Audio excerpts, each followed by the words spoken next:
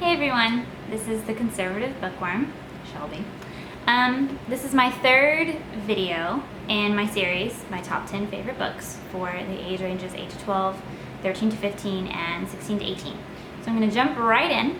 You can see the other videos, the other two videos on my top 10 playlist, or you can look below. I'll put some links to those. And again, I'll put links to all of these books that I mention, links to abooks.com or to amazon.com for you to look at yourself. So my first book for the age range 8 to 12, surely you've heard of it. And some of these books I'll be mentioning won't be super surprising, but I thought I'd mention it anyway because maybe sometimes they haven't heard of it or they've forgotten about it. So, first one is Little House on the Prairie series by Laura Ingalls Wilder. Such a great series. One of my favorites as a kid. Because of this series, I asked my grandmother to make me a rag doll. And I wasn't into dolls, but I was like, Laura has a doll, I have to have a doll. So, I love this series, and I would totally suggest, boy or girl, even though it's the girl is the main character, so it may be more girl-centric. It's still such a great series, just learning about how people lived back in the day. Very educational. Just really, really wonderful series. I have the whole series. I got it when I was younger from my grandparents because they loved me. And right now I don't have all of them with me. I'm not going to show you every single one because there's a lot. But I have a little friend who's borrowing two of them. She's going through the series right now. Love it. Okay, so that's my 8 to 12 range. Again, Little House on the Prairie series by Laura Ingalls Wilder. And the first book in the series, and it's better to read them in the order that they're meant to be read in. The first one is Little House in the Big Woods. So, and I think Little House on the Prairie is the second book. But they're called Little House on the Prairie series. And I don't know if anyone remembers that TV series that they did. Used to watch that too. Way more tragic than the book series. Yeah, sad, bad things happen to them, but it happens way more in the TV series. So don't feel like if you've only seen the TV series and you never actually read the books, don't worry, your kids won't be traumatized. So it's not as tragic as the TV series. They made it so much more dramatic. Anyway, second series. I'm doing a couple of series. Actually, I think all of these are series. Yeah. The first one is the longest, so Little House on the Prairie is the longest. Second for the age range 13 to 15. And again, I'm saying 13 to 15, and it can be older. I was older when I discovered these books, so I love them. But I would definitely suggest older because there's some more serious topics in this book. So the series is the Giver series by Lois, Lowry. Okay, that's the first book. The second one is Gathering Blue. The third one is The Messenger, and the fourth one, which recently came out, I think last year maybe, is Sun, all by Lois Lowry. The Giver and The Messenger are my two favorite. I like all of them. The first and the third one really resonated with me though. But you really need to read all of them to get the full benefit. So the Giver series, actually we did this one for my book club as well.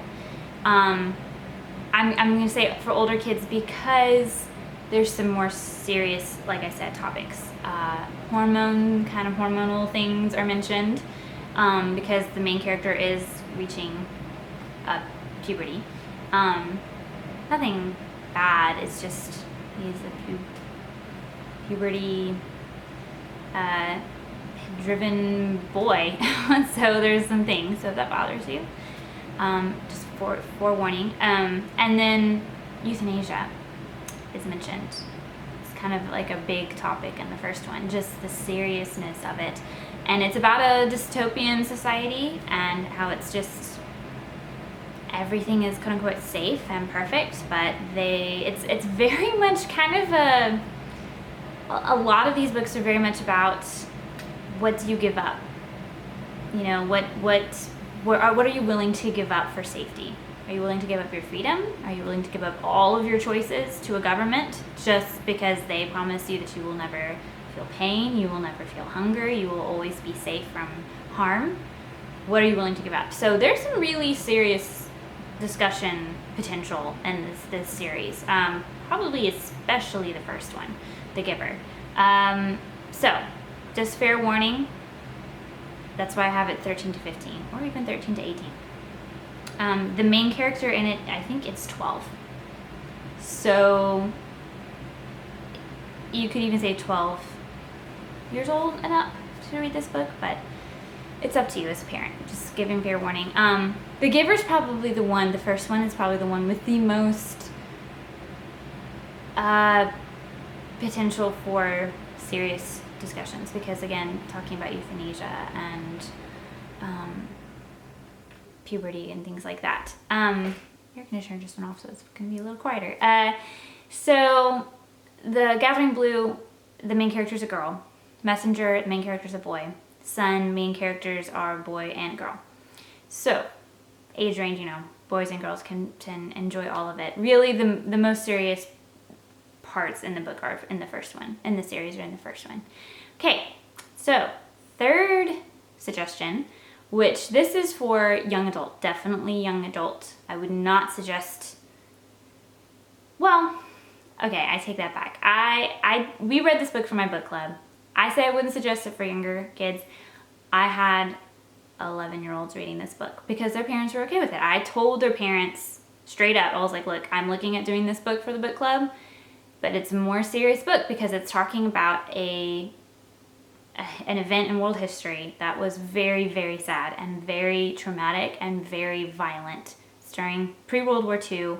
It's about a family who is shipped to Siberia by the Russians, by the Soviet Union, for no good reason. Just like they ship most people there for no good reason. And they're living in a work camp, and they go through some horrendous things, and they see some horrendous things.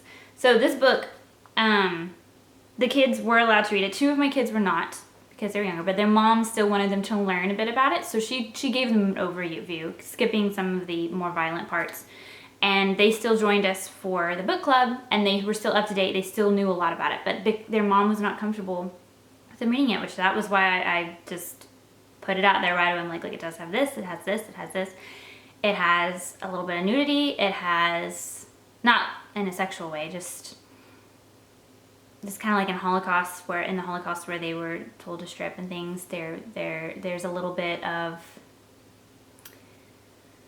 I wouldn't call it, I mean, it is molesting, but it's by a soldier to a victim. But it's very, not a whole lot, very surface. And the mom, steps in and kind of prevents it from getting out of control. So it's there, just as a warning. There's violence, there's soldiers hurting innocent people, and it is pretty gruesome. It's a historical novel, like I said. And it's just, the reason I'm suggesting it is because it is so moving, and it is so, I think it's just really good to know about what happened to these people, because we know about the Holocaust, we hear about that, but we don't hear a lot about what happened to people who resisted the Soviet Union, the people in the Eastern European nations. You can look up the Ukrainian famine, where the Soviet Union starved people to death.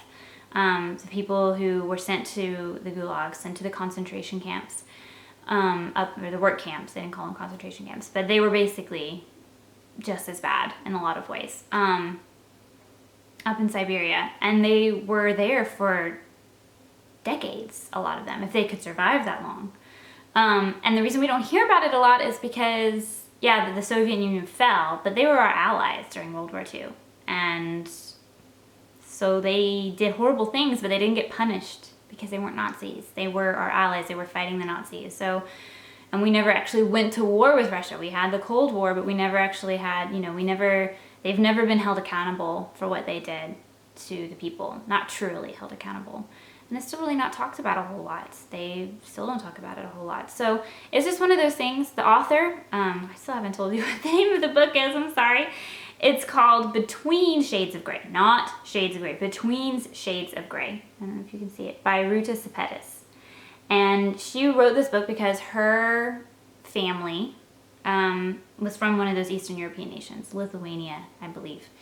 And so some of the things that are mentioned in here, she talks about in the end of the book that a lot of it that she talks about, you know, the people in it are fictitious, but the events that they go through, she talked to people, she interviewed people who went through those things. So even though the names are different, the events are the same. Those are things people went through. So if you want a book that's historical fiction for your older child, and maybe even younger, if you're comfortable with them seeing and reading those kinds of things, very serious things, I would suggest this book, Between Shades of Grey by Ruta Sepetys.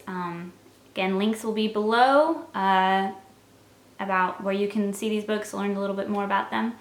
And I hope these suggestions are helpful. I know this is a little, again, longer video. I'll try to keep them shorter, but I'm talking about longer things, and it's just, I get really passionate about my books, sorry.